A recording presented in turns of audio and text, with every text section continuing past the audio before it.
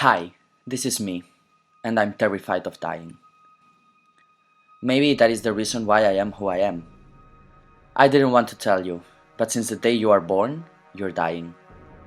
It's the beginning of the end, literally. That's why I will always love you. Always.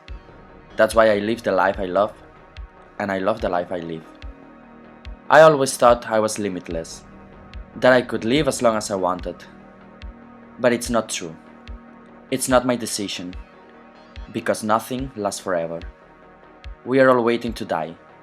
Today, tomorrow, we don't know. So let me tell you something. Fuck you! I want to live my life the way I want.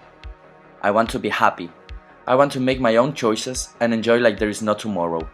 Because maybe there is no tomorrow. I am proud of who I am. I do not have time to hate.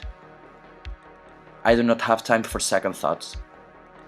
I do not have time for your opinion. So shut the fuck up and start living before it is too late.